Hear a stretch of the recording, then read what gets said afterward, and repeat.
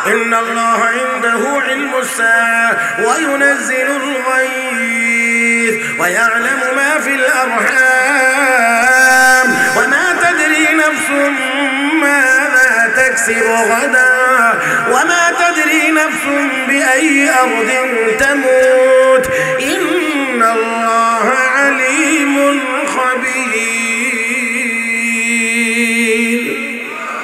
ও মুসলমান, মানুষ কখন মরবে, কোথায় মরবে একমাত্র কে জানেন? আমার মনে হয় যুবকেরা কিছু কিছু জানেন। তাহলে আওয়াজ করে বলেন, কখন মরব, কোথায় মরব দুনিয়ার কেউ জানে না, একমাত্র কে জানেন? তাহলে মরবার জায়গাও জানি না, সময়ও জানি না, যে কোনো জায়গায় মওত হতে পারে। তাহলে আমি তো মুসলমান, মুসলমানের সন্তান, অবশ্যই আমার মরার পরে অন্যান্য মুসলমানদের কিছু করণীয় আছে। আমাকে গোসল দেবে, আমাকে কাফন পরাবে, আমাকে আমার জন্য জানাজা পড়বে, আমাকে কবরে নিয়ে দাফন করবে সসম্মানে। এখন যদি চিনা ওই না যায় আমি মুসলমান না অন্য কিছু, আল্লাহ মাফ করুন, তাহলে এগুলো থেকে আমি তো বঞ্চিত হয়ে যাইতে পারি। কথা কয় না, কথা কয় না।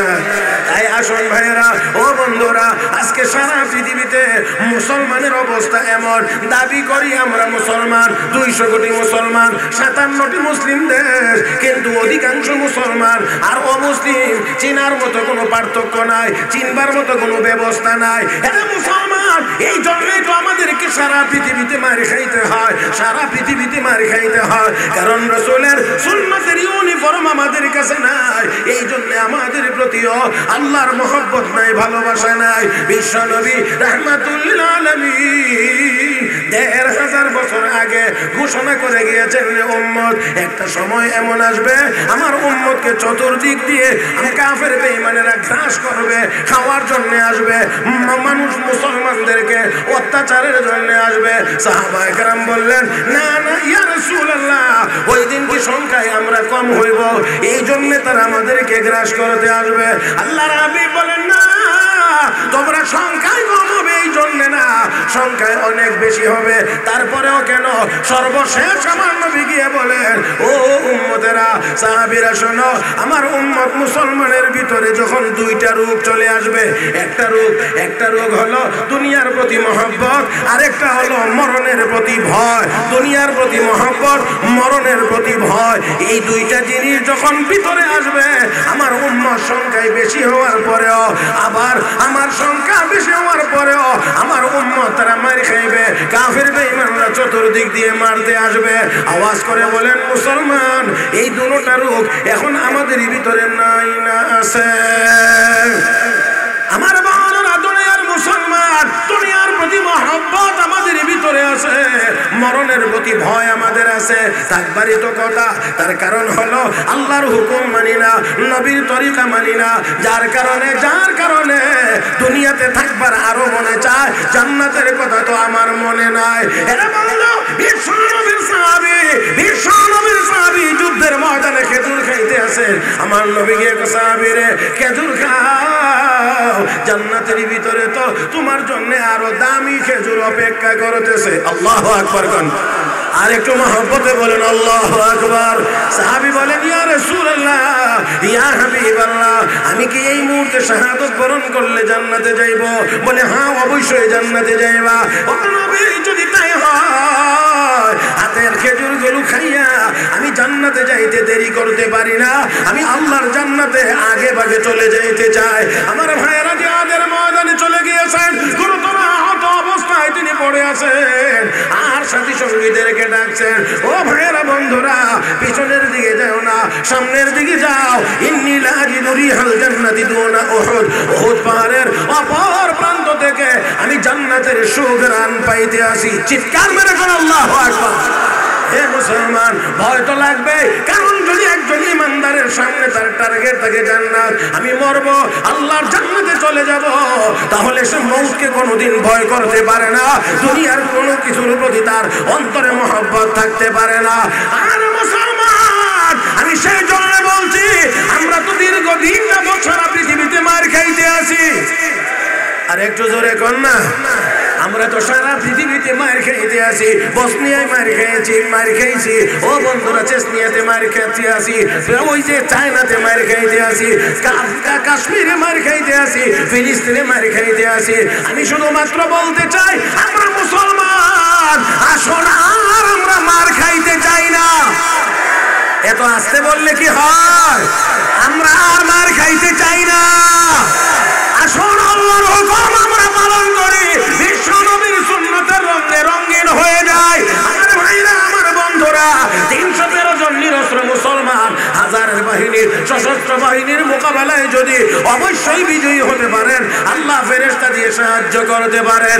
আমিও নির্দ্বিধায় বলতে পারি, আমরাও যদি আল্লাহর গোলাম হতে পারি, রাসূলের খাঁটি উম্মত হতে পারি, 200 কোটি মুসলমান একবার আল্লাহু আকবারের আওয়াজ দিলে দুনিয়ার কাফের বেঈমান কোনদিন আর মুসলমানের দিকে চোখ রাঙ্গায়া তাকানোর সাহস করতে পারবে না। لقد كان لكم في رسول الله أسوة حسنة لمن كان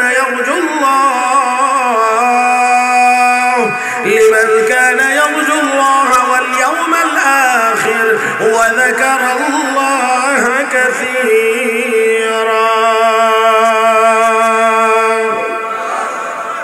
আল্লাহ রাব্বুল আলামিন বলেন, তোমাদের জন্য রয়েছে রাসূলের মধ্যে উত্তম আদর্শ। ও মুসলমান, আল্লাহ রাব্বুল আলামিন বলেন রাসূলের মধ্যে উত্তম আদর্শ। আজকে আমরা সেই আদর্শকে বাদ দিয়ে অন্যদের আদর্শ নিয়ে দৌড়াদৌড়ি করি, ওদের আদর্শকে অনুসরণের চেষ্টা করি, তাদের আদর্শকে প্রতিষ্ঠিত করার চেষ্টা করি। না রে মুসলমান, না না, মুহাম্মদুর রাসূলুল্লাহর আদর্শ যতক্ষণ পর্যন্ত উম্মতের মধ্যে আসবে না, ততক্ষণ পর্যন্ত এই উম্মত ঘুরে দাঁড়াতে পারবে না, এই উম্মত মাথা উঁচু করতে পারবে না। আমার ভাইরা, আমার বন্ধুরা, বিশ্ব নবী রাহমাতুল লিল আলামিনের আদর্শ যদি কেউ অনুসরণ করে, আমি বিশ্বাস করি আমরা সমাজ যদি অনুসরণ করি, আমাদের সমাজের ভিতরে এত মারামারি থাকবে না, এত কাটাকাটি থাকবে না, এত অন্যায় অপরাধ থাকবে না, বিশেষ করে যুবকদের হাতে মদের বোতল থাকবে না। إن كنتم تحبون الله فاتبعوني يحببكم الله ويغفر لكم ذنوبكم والله غفور رحيم। হাবিব, আপনি বলুন, আপনি বলুন, ইন কুনতুম তুহিব্বুনাল্লাহ, তোমরা যদি আল্লাহর ভালোবাসা পেতে চাও, আল্লাহকে মহব্বত করতে চাও, আল্লাহর প্রিয় যদি হতে চাও, ফাত্তাবিউনি, আমি রাসূলের অনুসরণ করো, আমার অনুকরণ করো, আমার সুন্নতের রঙে রঙিন হও। কি হবে? কি হবে? ইউহিব্বুকুমুল্লাহ, তাহলে আল্লাহ তোমাদেরকে ভালোবাসবেন। হে মুসলমান, আল্লাহ যদি আমাদেরকে ভালোবাসেন, তাহলে অবশ্যই কোন শত্রুর হাতে আমাদেরকে ছেড়ে দিতে পারেন না। আমরা আল্লাহর ভালোবাসা যদি হতে হয়, তাহলে অবশ্যই আমার নবীর সুন্নতের রঙে রঙিন হওয়া লাগবে। আমার ভাইয়েরা, আমার বন্ধুরা, বড় আফসোসের কথা, আজকে অনেক মুসলমান রাস্তা দিয়ে হাঁটে, চিনবার কোনো উপায় নাই এটা আসলে মুসলমান না অন্য কেউ। আমি অদ্দূরই বলছি, এর চেয়ে বেশি আর আগাইলাম না, এর চেয়ে বেশি আগাইলে মনে কষ্ট পাইতে পারেন, সেই জন্য এর চেয়ে বেশি আর আগাইলাম না। মুহতারাম হাজিরিন, আজকে চেনা যায় না, চেনা যায় না, চেনা যায় না এটা মুসলমান নাকি অন্য কেউ। ও বন্ধু, তুমি যদি অপরিচিত কোনো জায়গায় মৃত্যু হয়, জানাজা তো তোমার লাগবে, জানাজা তো তোমার লাগবে, তুমি তো মুসলমান, তোমার তো কাফন লাগবে, তোমার গোসল লাগবে, তোমার জানাজা লাগবে, তোমার দাফন লাগবে। কিন্তু এখন অপরিচিত কোনো জায়গায় মৃত্যু হতে পারে না, পারে না? তোমার কথা কয় না, পারেনি না, পারে না?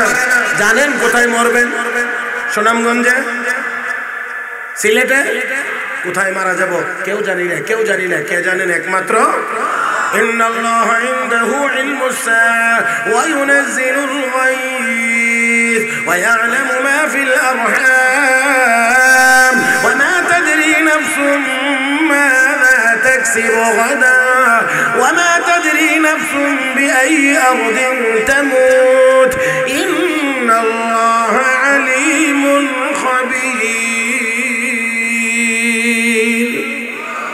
ও মুসলমান, মানুষ কখন মরবে, কোথায় মরবে একমাত্র কে জানেন?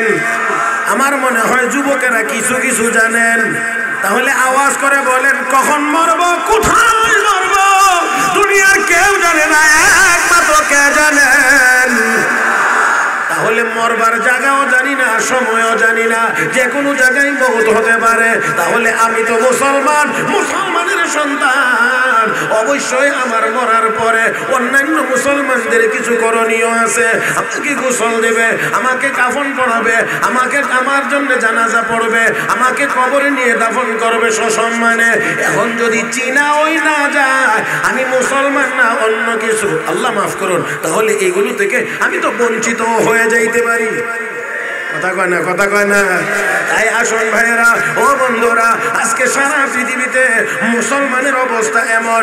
দাবি করি আমরা মুসলমান, 200 কোটি মুসলমান, 57টি মুসলিম দেশ, কিন্তু অধিকাংশ মুসলমান আর অমুসলিম চিনার মতো কোনো পার্থক্য নাই, চিনবার মতো কোনো ব্যবস্থা নাই। এটা মুসলমান, এই জন্যই তো আমাদেরকে সারা পৃথিবীতে মার খাইতে হয়, সারা পৃথিবীতে মার খাইতে হয়, কারণ রাসূলের সুন্নতের ইউনিফর্ম আমাদের কাছে নাই। এই জন্য আমাদের প্রতিও আল্লাহর মহব্বত নাই, ভালোবাসা নাই। বিশ্ব নবী রাহমাতুল লিল আলামিন 1500 বছর আগে ঘোষণা করে গিয়েছেন, উম্মত একটা সময় এমন আসবে আমার উম্মতকে চতুর্দিক দিয়ে কাফের বেঈমানেরা গ্রাস করবে, খাওয়ার জন্য আসবে, মানুষ মুসলমানদেরকে অত্যাচারের জন্য আসবে। সাহাবায়ে কেরাম বললেন, না না ইয়া রাসূলুল্লাহ, ওই দিন কি সংখ্যায় আমরা কম হইব, এই জন্য তারা আমাদেরকে গ্রাস করতে আসবে। আল্লাহর হাবিব বলেন, না তোমরা সংখ্যায় কম হবে এই জন্য না, সংখ্যায় অনেক বেশি হবে। তারপরেও কেন?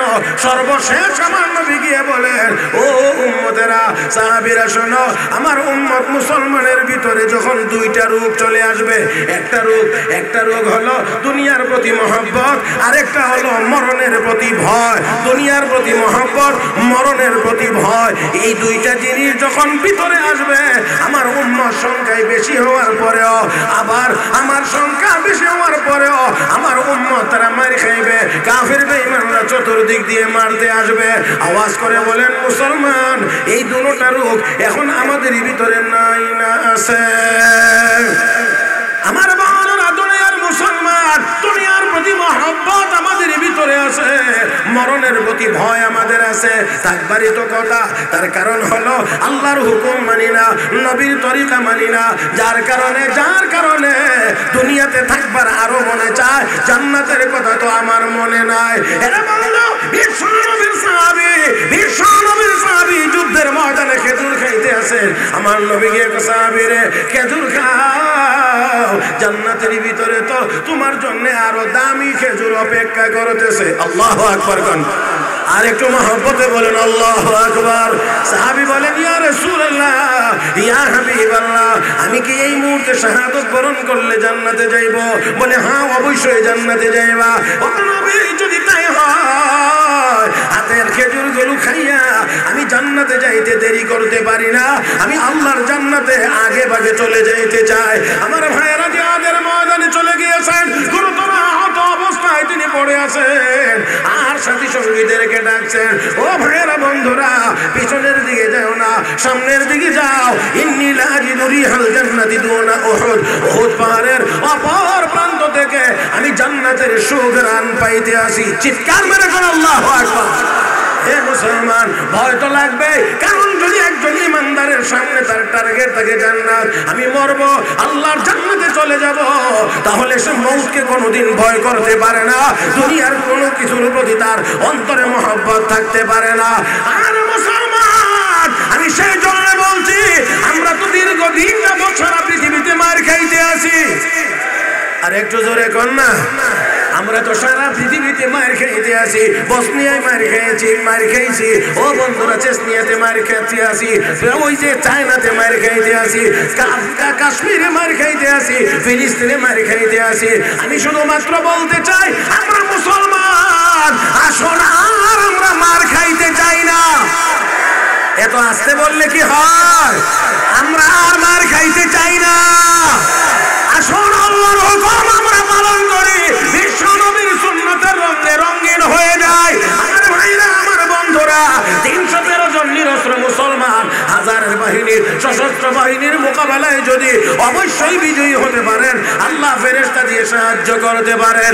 আমিও নির্দ্বিধায় বলতে পারি, আমরাও যদি আল্লাহর গোলাম হতে পারি, রাসূলের খাঁটি উম্মত হতে পারি, 200 কোটি মুসলমান একবার আল্লাহু আকবারের আওয়াজ দিলে দুনিয়ার কাফের বেঈমান কোনদিন আর মুসলমানের দিকে চোখ রাঙ্গায়া তাকানোর সাহস করতে পারবে না। আল্লাহ আমাদের সবাইকে আল্লাহর খাঁটি বান্দা এবং রাসূলের খাঁটি উম্মত হবার তৌফিক দান করুন। আরো জোরে, বেশি কষ্ট হইতেছে না? চলবে, আরো কয়েক মিনিট চলবে ইনশাআল্লাহ। আমার ভাইয়েরা, ঘড়ির কাঁটাটা ঘুরে আবার জায়গায় আসো, যেখান থেকে শুরু হয়েছে আবার অন্তত সেখানে না আসলে তো ছেড়ে দেওয়া যায় না। কি কোন আপনারা একমত তো? যারা উবায়ে রইছেন আপনারাও একমত? মাশাআল্লাহ, বাস আল্লাহ তৌফিক দান করুন। আসেন না আমরা একটু নিয়ত করি আজকে, আসেন আমরা একটু নিয়ত করি আজকে থেকেই আমরা আল্লাহর ইবাদত শুরু করব, নবীর তরিকা মোতাবেক চলা শুরু করব।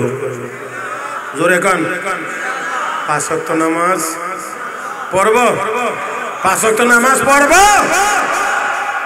ভাইরা, আল্লাহ আমাদের সবাইকে খাঁটি 5 ওয়াক্ত নামাজ হিসেবে কবুল করুন। ও মুসলমান, উলামায়ে কেরাম এখানে আছেন। মুসা আলাইহিস সালাতু ওয়াস সালামের সাথে ফেরাউন 70,000 জাদুঘর মাঠে নামাইছিল যুদ্ধের জন্য, জাদুর লড়াই করতে 70,000। আর মুসা আলাইহিস সালাম একা। খুব খেয়াল করে, মুসা আলাইহিস সালাম একা, তারা 70,000। আল্লাহ কই একা আর কোথায় 70,000? ব্যবধান কত? 70,000 গুণ ব্যবধান।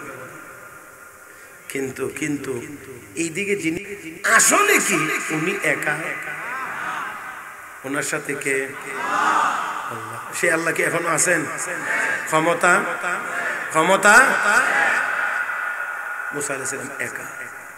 আল্লাহ রাব্বুল আলামিন মুসা নবীকে বলে দিলেন, ভয় পাওয়ার কোনো কারণ নাই, আমি সব দেখছি, আমি সব শুনতেছি। মুসা আলাইহিস সালাতু ওয়াস সালাম এই ময়দানে যখন নামলেন, উনি তো একা, মেয়াসাব মানুষ, মেয়াসাবি পোশাক, তারা আসছে তাদের পোশাকে, আইসা বলতেছে, ও মুসা, তুমি যেই পোশাক আর আমরা যেই পোশাক 2 রকম, আর আমাদের এই লড়াইয়ের নিয়ম হইল পোশাক হওয়া লাগে একরকম। এখন কে বদলাইবে, কারটা বদলাইতে হবে? মুসা আলাইহিস সালাম অত্যন্ত দৃঢ় কণ্ঠে বললেন, আমারটা পরিবর্তন করা সম্ভব না, কারণ এটা আমি আমার ইচ্ছাই করি নাই, এটা আমার মালিকের ইচ্ছাই পড়েছে। কাজে আমি চাইলেই বদলাইতে পারবো না। 70,000 জাদুঘর বলে কি, ঠিক আছে, তোমার নিয়ম তো ঠিক রাখতে হবে, এই জন্য আমরাই তোমার পোশাক পরিধান করে নিলাম। যদি খেয়াল করেও শুনেন তাহলে আশা করি উপকার হবে। মুসা নবী একা, তারা 70,000। যে কোনো বিবেচনায় এই কথা বলে যে তুমি যখন একলা, তোমার পোশাকটি বদলাই, যে কোনো বিবেচনায় এটাই বলবে। কিন্তু ইসলাম বলে যদি একজন হক হয় তাহলে তাকেই সমর্থন করতে হবে, বাতিল 1000 হইলেও তার কথা মানা যাবে না। মুসা আলাইহিস সালাম তিনি বললেন, আমার গায়ের পোশাক আল্লাহর মনোনীত, পরিবর্তনের কোন সুযোগ আমরাই করে নিলাম। তো এখন আপনারা একটু খেয়াল করে বলেন, ওনার গায়ে যে পোশাক, এখন যারা মাঠে আসছে সবার গায়ে এখন বাহ্যিক ভাবে দেখতে ফেরাউনের দলের মনে হয় না মুসা নবীর দলের মনে হয়? পোশাক শুধু এটুকু কথা, আমার একটা উদ্দেশ্য আছে বলা, এটা আমার মূল জায়গা না। মুসা আলাইহিস সালাতু ওয়াস সালামের পোশাক এবার সকলের গায়ে যুদ্ধের ময়দানে। দেখেন, এবার চিন্তা করেন, মুফাসসিরিনে কেরাম লিখেছেন পরাজয় এখান থেকেই শুরু, পরাজয় এখান থেকেই শুরু। কারণ এত বিশাল বড় বাহিনী, এত বড় শক্তিশালী ফেরাউনের পক্ষ থেকে এসেছে, সাহস করে বলে থাকতে পারলো না, না আমরা 70,000, তুমি একা, আমরা কেন পরিবর্তন করবো, তুমি না। মালিক কয় না, এটা হবে না। আরে আপনাদেরকে এই এত চিকন কথা আমি কতদূর বুঝাইতে পারবো তা জানি না, আল্লাহ ভালো জানেন। দেখেন ইব্রাহিম আলাইহিস সালাতু ওয়াস সালাম আর নমরুদ তো নিজেই খোদা দাবি করে। তো ইব্রাহিম আলাইহিস সালামের সাথে একদিন তর্ক। ইব্রাহিম আলাইহিস সালাতু ওয়াস সালাম তিনি বলছেন আমার রব তিনি, যিনি মৃতকে জীবিত করেন, জীবিতকে মৃত করেন, জিন্দাকে মুর্দা বানান, মুর্দাকে জিন্দা বানান, যিনি মারতেও পারেন, যিনি বাঁচাইতেও পারেন, তিনি আমার রব। নমরুদ তো আমিও পারি। কথাটা খেয়াল করে একেবারে আমার চোখের দিকে তাকায়। নমরুদ করে আমিও পারি। তো কেমনে? এমনি জেলারকে নির্দেশ দিছে, এই ফাঁসির আসামি জেলখানায় আছে না? বলে হ্যাঁ আছে। জানেন আমাদের আমাদের ব্রাহ্মণবাড়ির একটা কথা আছে, কোথায় আগরতলা আর কোথায় উগারতলা। উগার আপনারা বুঝেননি না বুঝেন না এটা জানি না, বুঝেন? উগারতলা তোলা আপনার ঘরের ভিতরে, আর আগরতলা কো এটা ইন্ডিয়ার ভিতরে। তো কই আগরতলা আর কই উগারতলা? আল্লাহ বাঁচাইতে পারেন, আমিও পারি। কেমনে? জেলখানা থেকে একটা ফাঁসির আসামিরে কয়টা ছেড়ে দাও, কসুর খালাস। এই যে দেখো ইব্রাহিম আমিও বাঁচাইতে পারি, মরবার কথা ছিল, মারতে পারি। কই রাস্তা থেকে একটা ধরে না ফাঁসি দে। হায় হায়, দেখো আমিও বাঁচাইতে পারি, আমিও মারতে পারি। আসলে আমার আল্লাহ যে বাঁচাইতে পারেন আর মারতে পারেন, এটার সুরত কি এরকম? নমরুদ যেটা কইছে সুরত এরকম। সুরত কেমন কেমন সুরতে আল্লাহ বাঁচাইতে পারেন, এটার বিবরণ দেওয়া এই মুহূর্তে আমার পক্ষে সম্ভব না। রাত্র অনেক হয়েছে, আপনারা ওয়াজ শুনতে শুনতে শুনতে শুনতে একেবারে অদ্দূর পর্যন্ত করতে পারা। হ্যাঁ আপনার আমি জিজ্ঞেসি, আমি তো সুতরাং জিজ্ঞেসি, আমি আপনারা জিজ্ঞেসি, আমি বুঝি এটা আপনারা জিজ্ঞাইলে যে আমি ঠকবো, এটা আমি আগেই বুঝছি। তো যাক, তারপরেও একেবারে ছোট্ট করে একটা বলি যে আমার আল্লাহ বাঁচাইতে পারেন আর আমার আল্লাহ মারতে পারেন, দুইটার দুইটা বলা যাবে না। এর মধ্যে একটা শুধুমাত্র বলি, একটা একটা একটা একেবারে ছোট থেকে ছোট করে যদি বলি, তাহলে আমি আপনাদেরকে বলতে পারি আমার আপনার নবীর বাড়িটা ঘেরাও করেছে শতাধিক যুবক, হাতে তরবারি, হাতে অস্ত্র। শুধু দরজা খুলে বের হবে, একযোগে হামলা করে হত্যা করবে, একযোগে হামলা করে হত্যা করবে, সকলের হাতে তরবারি। বিশ্ব নবীর বাড়িটা চতুর্দিক দিয়ে ঘেরাও করে আছে আমার আল্লাহ। সেই রাত্রিতেই নবীকে বলেন, নবী বন্ধু আপনি এই রাত্রিতেই হিজরত করুন। আচ্ছা একটু যদি আপনারা খোলা চোখে দেখেন তাহলে তো দেখবেন, ধরেন না এটাই ঘর, চতুর্দিক দিয়া শত্রুরা দাঁড়িয়ে আছে, আর আল্লাহ উপরের থেকে তার হাবিবকে নির্দেশ দিয়া কর বাইরন বাইরন। তার মানে কি? যান একটু গিয়ে মাইটা খান, কারণ চতুর্দিক দিয়ে দাঁড়িয়ে আছে। তো আমার আল্লাহ কয় না, এরকম না।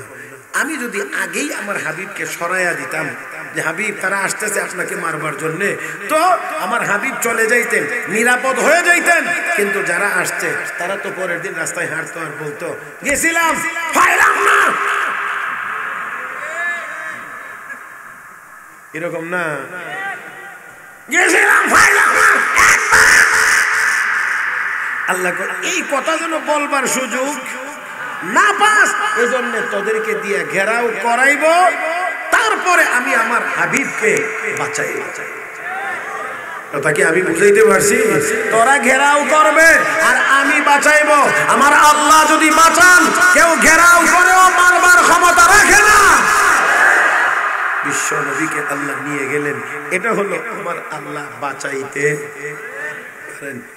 আর হে জালেম কয় কি, কই জেলের থেকে একটা মুক্তি দেয়, রাস্তা থেকে ধরে একটা ফাঁসি দিয়ে দেয়, এই তো আমি বাঁচাইতে পারি, এই তো আমি মারতে পারি। আমি খুব লম্বা করে বলছি না, শুধু এতটুকু বুঝবেন মুহতারাম হাজিরিন। এখন ইব্রাহিম আলাইহিস সালাম দেখলেন যে আরে এ জালেম কয় কি, এটারে সাইরা দিয়ে আরেকটারে মাইরা বাঁচাইতেও পারে, মারতেও পারে। এখন ইব্রাহিম আলাইহিস সালাম কয় ফাইন্নাল্লাহা ইয়াতি বিশ-শামসি মিনাল মাশরিক ফাতি বিহা মিনাল মাগরিব। হে নমরুদ, আমার আল্লাহ প্রতিদিন সূর্যটাকে আকাশের পূর্ব দিক দিয়ে ওঠান। এখান থেকে পূর্ব দিক কোনটা? আমার পিছনে পূর্ব দিক দিয়ে সূর্যটা ওঠা। ও মুসলমান, পশ্চিম দিক দিয়ে ডুবা। সূর্য পূর্ব দিক দিয়ে উঠে কার হুকুমে? ডুবে কার হুকুমে? والشمس تجري لمستقر لها ذلك تقدير العزيز العليم والقمر قدرناه منازل حتى عاد كالعرجون القديم لا الشمس ينبغي لها أن تدرك القمر ولا الليل سابق النهار وكل في فلك يسبحون। সূর্যটা পূর্ব দিক দিয়ে উঠে কার হুকুমে? পশ্চিম দিক দিয়ে ডুবে কার হুকুমে? ইব্রাহিম আলাইহিস সালাতু ওয়াস সালাম বলেন, আমার আল্লাহ তিনি যিনি পূর্ব দিক দিয়ে সূর্যটাকে উঠাইয়া পশ্চিম দিক দিয়ে ডোবান। তুই যদি মাবুদ হস, তুই যদি খোদা হয়ে থাকিস, একটু পশ্চিম দিক দিয়ে উঠাই দে।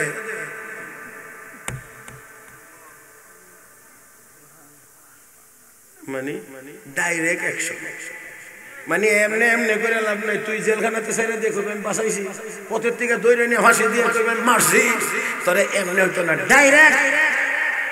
আমার আল্লাহ পূর্ব দিক দিয়ে সূর্য উঠায়, পশ্চিম দিক দিয়ে ডুবা। তুই যদি পারিস পশ্চিমে উঠা, আপনাদের কি পারবে তো? হ্যাঁ। এখন দেখেন, এখানে যে কথাটা আমার বলা ছিল সূক্ষ্ম কথা, আমি বলছিলাম যে আমার দিকে তাকায় শুনতে হবে। এই যে ইব্রাহিম আলাইহিস সালাম বললেন যে আমার আল্লাহ পূর্ব দিক দিয়ে উঠায়, পশ্চিম দিক দিয়ে ডুবা। নমরুদ যদি বইলা ফেলাইতো যে বেটা ইব্রাহিম, কামটা তো এটা আমি করি, সূর্য আমি পূর্ব দিক দিয়ে উঠাই, পশ্চিম দিক দিয়ে ডুবাই। তোমার আল্লাহর যদি এত ক্ষমতা থাকে তো পারলে কোন পশ্চিম দিয়ে উঠাইতো, ঝামেলা ছিল নি। আল্লাহ কয় এই কথা বলবার মতো ব্রেইন তার হবে না, কারণ এই কথা আমি লক করে দিয়েছি। কথাটা কিন্তু অনেক সূক্ষ্ম, জানি না আমি বুঝাইতে পারছি কিনা। নমরুদ যদি বলে বলতো আমি তো পূর্ব দিক দিয়ে সূর্য উঠে, পশ্চিম দিক দিয়ে যে ডুবাই, উঠে আর ডুবে এটা আমার হুকুমে, তোমার মালিক রে কও, তোমার আল্লাহ রে কও একটু পশ্চিম দিক দিয়ে উঠাইতো, ঝামেলা ছিল না? ছিল না। এই জন্য আল্লাহ কয় না না, এই কথা তার মুখ দিয়ে বাইর হবে না, তার মেমোরিতে আসবেও। কথা কয় না, আসবেও। আপনারা মনে করেন সব বুঝে আমরা মাথা দিয়ে করি। আমার আল্লাহ কত মাথারে লক করে দেওয়া, হ্যাক করে দেওয়া, হ্যাক। কম্পিউটারের ভাষা আর কি, কথা কয় না, হ্যাক না, হ্যাকাররা বলে হ্যাক করে। আরেকটা কথা বলি, তাহলে আরেকটু বুঝে আসবে। মুহতারাম হাজরিন, সাইয়েদনা ইউসুফ আলাইহিস সালাতু ওয়াস সালামকে কুয়াতে ফেলাইবার জন্য কয় ভাই মিলে নিয়ে গেছিল? আপনি আবার একজন কই ফেললেন? 10 জন, 10 জনে মিলে। আর একজন তো বিনিয়ামিন বাড়িতেই আছে। 10 ভাই মিলে ইউসুফ আলাইহিস সালামকে কুয়াতে ফেলাইবে। এবার চিন্তা করেন, 10 জন কেউ বোকা ছিল না, সবাই বুদ্ধিমান ছিল, বিচক্ষণ ছিল, খুব বিচক্ষণ ছিল। বাবারে বুঝ দেওয়ার জন্য বাঘে যে খাইছে এটা একটু বুঝানি লাগবে না, এই জন্য ছাগল একটা জবাই করে জামার মধ্যে ইচ্ছা মতো লাগাইছে। ইউসুফ আলাইহিস সালামকে দেওয়ার সময় আগেই তো বাবা বলছিল তোমরা যে লয়ে যাইবা পিকনিকে, আমার তো ভয় লাগে। বাঘে নিয়ে খাই বলে কি করলাম, আমরা এই 10 ভাইয়ের একটা এত শক্তিশালী বাহিনী থাকতে আপনার ছেলেরে বাঘে খাই কইলেন নাকি? এমন ঘটনা হইলে আমরা তো মান সম্মান বলতে কিচ্ছু থাকতো না। আমরা 10 ভাইয়ের একটা কাফেলা থাকতে আমরা ছোট ভাইটারে বাঘে খাই দেব।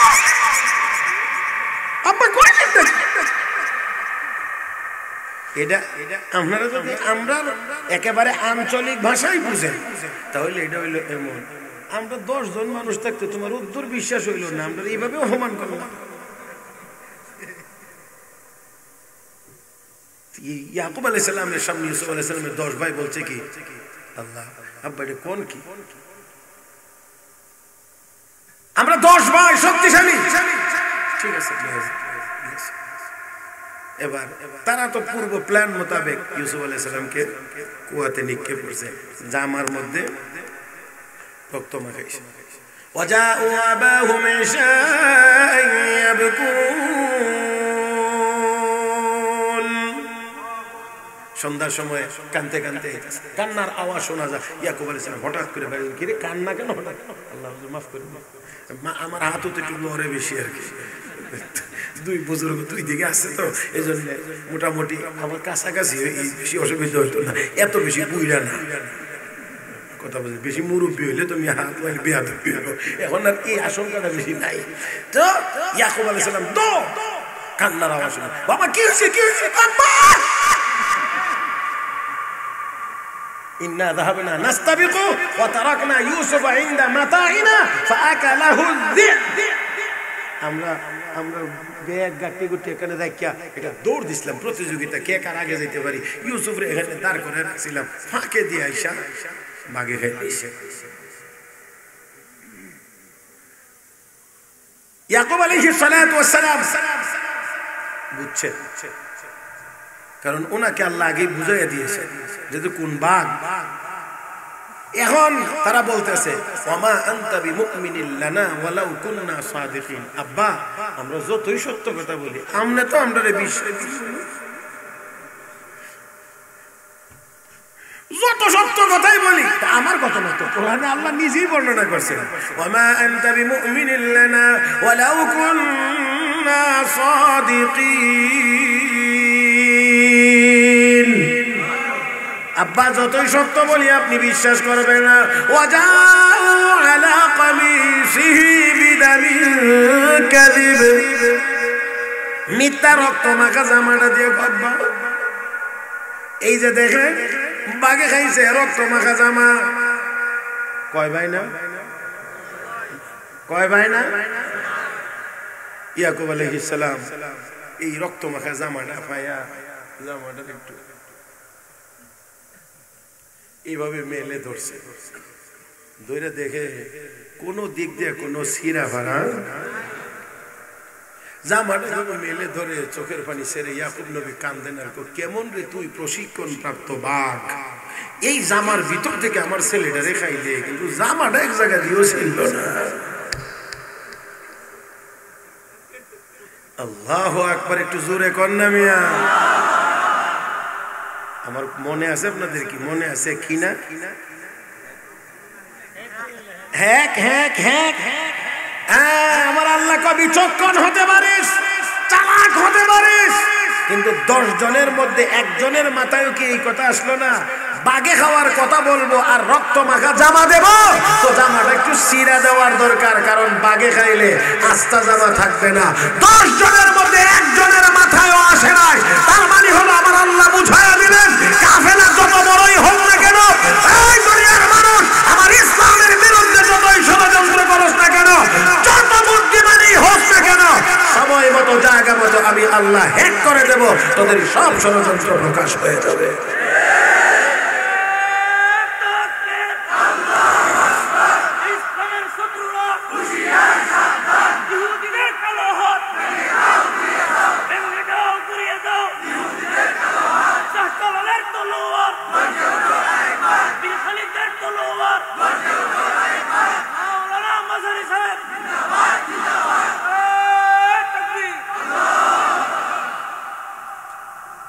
আল্লাহ আমাদের সবাইকে নবীর খাঁটি উম্মত হওয়ার তৌফিক দান করুন। জানি না আপনাদের মনে আছে কিনা মুসা আলাইহিস সালামের কথা, কয়জন আর কয়জন? একজন আর আমার ভাইয়েরা, আমার আল্লাহর প্রেরিত পয়গম্বর মুসা আলাইহিস সালাম কয় আমার পোশাক পরিবর্তন করতে পারবো, কিন্তু তাদের মাথায় মিয়া তুমি একলা মানুষ, আমরা 70,000, আমরা একলা তুমি একলা আমরা 70,000। কোন বিবেকেই কোনা 70,000 মানুষের পোশাক বদলাইবে একজনের জন্য বদলা হয় না। আল্লাহ কোন না এই কথা বলবার কি লাখ লাখ লাখ হ্যাক করে দিছি বলার সুযোগ নাই। মুসা তোমার পোশাক আমরা পরে নিলাম। মুফাসসিরিন কেরাম কয় পরাজয় এখান থেকেই শুরু। টেরই হইছে না কোন দিক দিয়ে দল বদলে গেছে। আরে এটাও বুঝেন না দল বদলানি, এটাও বুঝেন না নাকি? আরে আল্লাহ দেখেন না এখন দুনিয়ার স্বার্থে কতজনে কত দল বদলাইতে আছে। আমরা তো কি ম্যাজিক দেখছি কিছু। সুবহানাল্লাহ 45 বছরের সংসার ভেঙে দিয়েছে।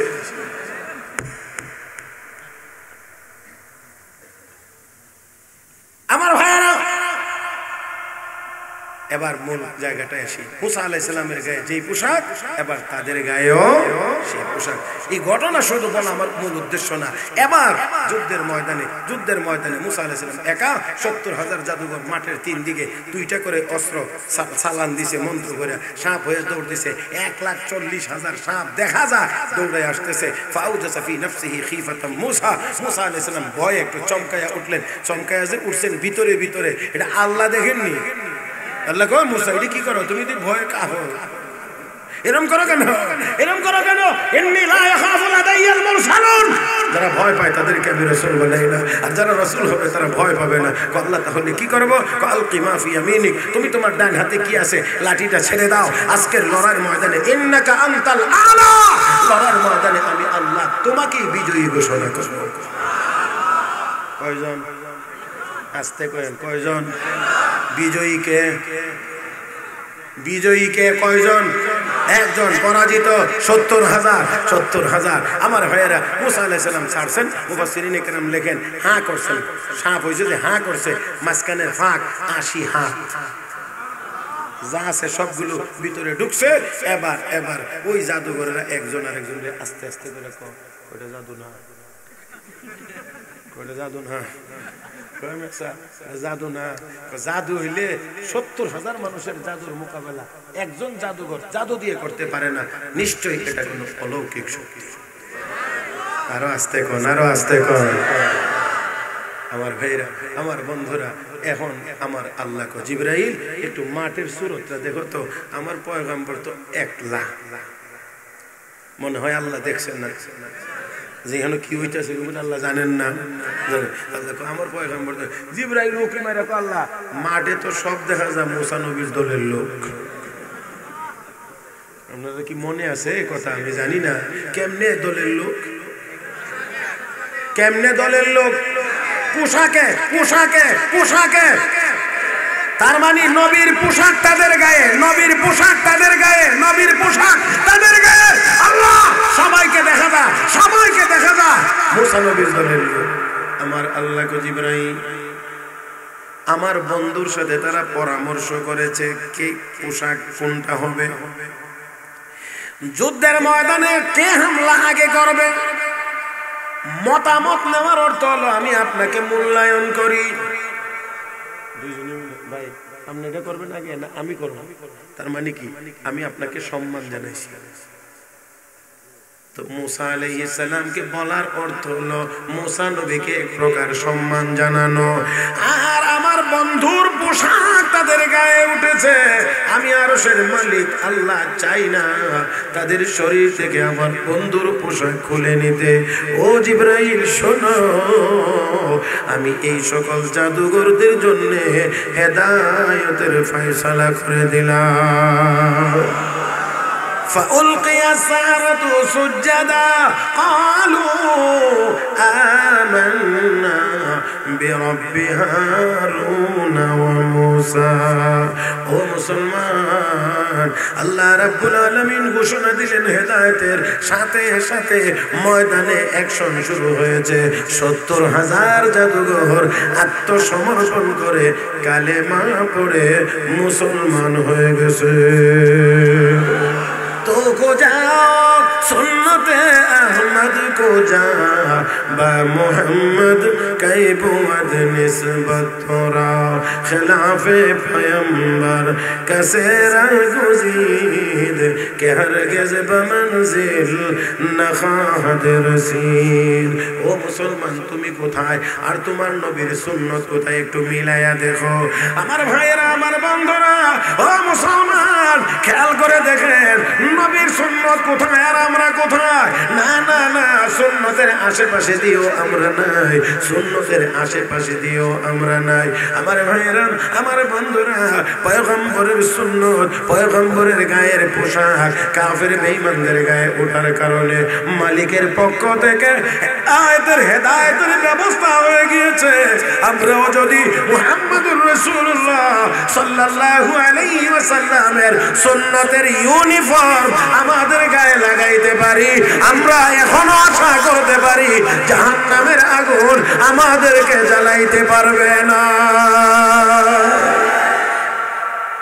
আমার ভাইয়েরা আমার বন্ধুরা আল্লাহ রাব্বুল আলামিন তাই বলেন ওয়ামান ইউতিল্লাহ ওয়া রাসূলুহু ফাকাদ ফাযা ফাওজান আযীমা। আল্লাহ রাব্বুল আলামিন বলেন আল্লাহর আনুগত্য আর রাসূলের আনুগত্য যার মধ্যে থাকবে সে হবে মহা সফল। আমি জিজ্ঞেস করেছিলাম আপনাদেরকে আগেও আবারও জিজ্ঞেস করছি আমরা কি সবাই সফল হতে চাইনি না চাই না? তো দুনিয়াতে কি সফলতা পাওয়া যাবে? দুনিয়াতে সফলতা কতটুকু পাওয়া যাবে? একটা উদাহরণ দিতে চাই, তবে শুনলেন আপনারা রাগ করেন, একটু ভয় আছে। আচ্ছা টয়লেটে গেলে টয়লেটের কামটা করলে একটু আরাম লাগে না? এটা হাসির কথা না তো। টয়লেটে গেছেন আপনার, টয়লেটের চাপ, এখন টয়লেটে গেছেন, টয়লেটের কাজটা শেষ করছেন, আরাম না? অবশ্যই আরাম, অবশ্যই আরাম। এই জন্য তো এই আরামের জন্য তো আল্লাহর নবী আমরা দোয়াও শিখাই দিয়েছি। দোয়া না কি দোয়া হইতে পারেন? দেখি বাইরে সময় আরামের হরে বাইরে আওয়াজ দোয়া কর, যাইবার সময় না আল্লাহুম্মা ইন্নী আউযু বিকা মিনাল খুবুসি ওয়াল খাবাইস, এটা ডুববার সময়ের দোয়া। বাইরেবার সময়টা কি? গুফরানাক, আল্লাহ তোমার কাছে ক্ষমা চাই। আলহামদুলিল্লাহিল্লাযী আযহাবা আন্নিল আযা ওয়া আফানি, ওই আল্লাহর জন্য প্রশংসা, ওই আল্লাহর জন্য প্রশংসা যে আল্লাহ আমার পেটের ভিতর থেকে ময়লা বাইর করে দিয়েছে এবং আমাকে সুস্থতা দান করেছে।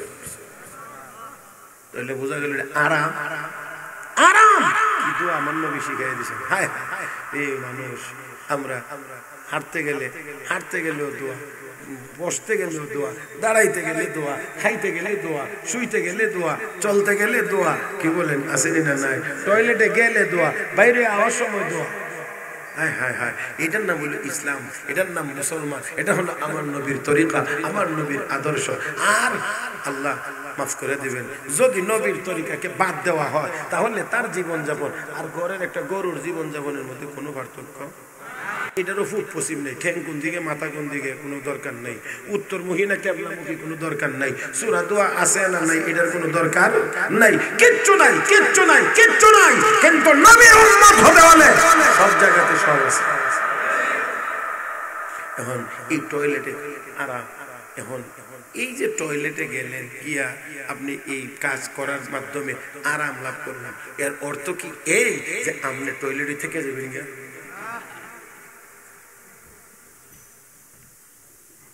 আচ্ছা এখানে যদি কাউকে 2টা পরোটা 2টা ডিম 1 প্লেট ডাল ভাজি দেওয়া হয় বলে তো আরাম এখানেই খাই, হবে না। তাই আমার বলার যে কথাটা, যেই জায়গাটা, সেই জায়গাটা হলো এই টয়লেট। আমরা বললেই বুঝি এটা আমার বাড়ির ভিতরে যতই টাইলস টুইলস লাগাই রাখি না কেন, যত উন্নত করি বানাই না কেন, টয়লেট এটা টয়লেট, কথা কয় না? এটার নাম শুনলেই একটা আলাদা ঘৃণা আসে, টয়লেট। কিন্তু এই টয়লেটের ভিতরেও একটা আরামের ব্যবস্থা আছে।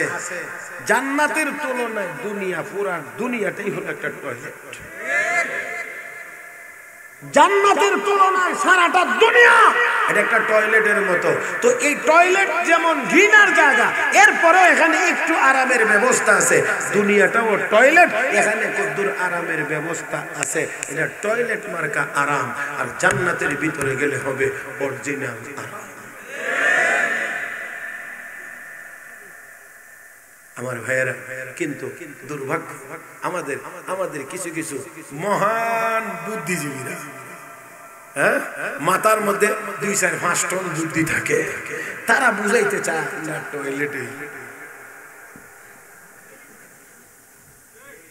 জোরে কান হতে পারে না। রব্বে করিম আমাদেরকে সেই জন্য বলেন, বাল তুযিরুনাল হায়াতাদ দুনিয়া ওয়াল আখিরাতু খায়রুন ওয়া আবকা ইন্না হাযা লাফিস সুহুফিল উলা সুহুফি ইব্রাহিম ওয়া মূসা।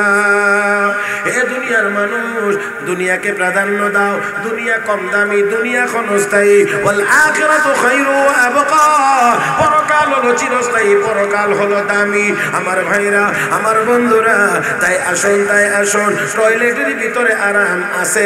এই জন্য কেউ টয়লেটকে আপন করে নিয়ে এখানে বসে থাকে না, কেউ এখানে থাকবার চিন্তাও করে না। দুনিয়ার ভিতরে কিছু আরাম অবশ্যই আছে, কিন্তু এই আরাম পাইয়া কোন ইমানদার নবীর উম্মত আল্লাহর জান্নাত ভুলে যাইতে পারে না। সর্বশেষ কথা, সর্বশেষ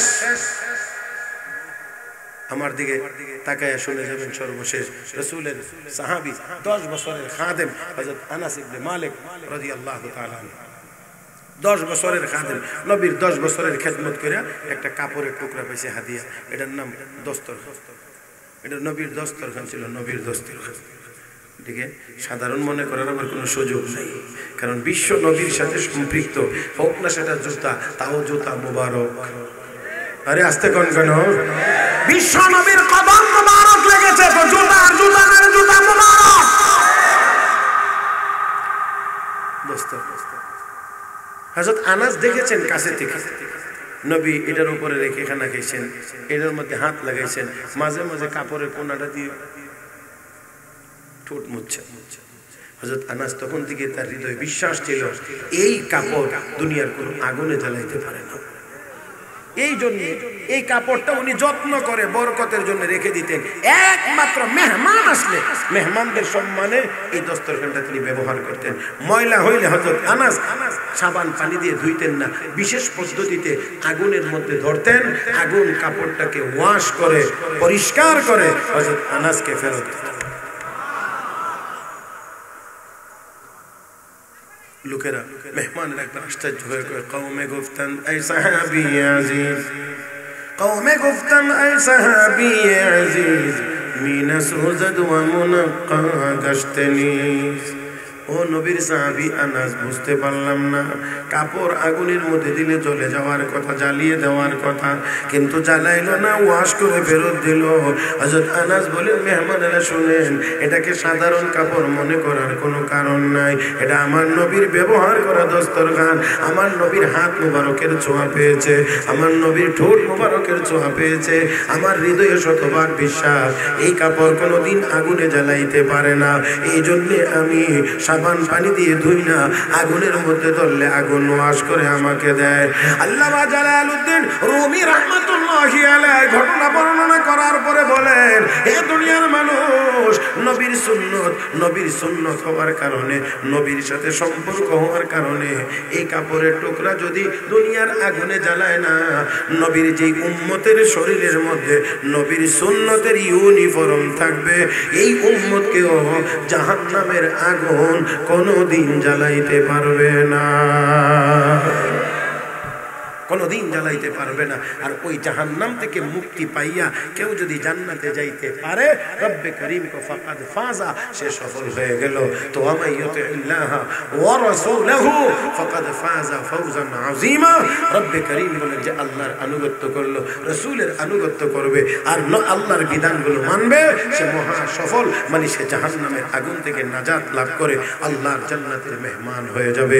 আল্লাহ রাব্বুল আলামিন আমাদের সবাইকে সব রকমের গুনার কাজ ছেড়ে দিয়ে আল্লাহর যাবতীয় ইবাদতগুলো নবীর তরিকা মোতাবেক করার মাধ্যমে জান্নাতের উপযুক্ত হয়ে দুনিয়া থেকে বিদায় গ্রহণ করার তৌফিক দান করুন। সবাই মহব্বতে বলি আমিন। কি ব্যাপার, দোয়া সার হয়ে যাবেন কিভাবে? আল্লাহ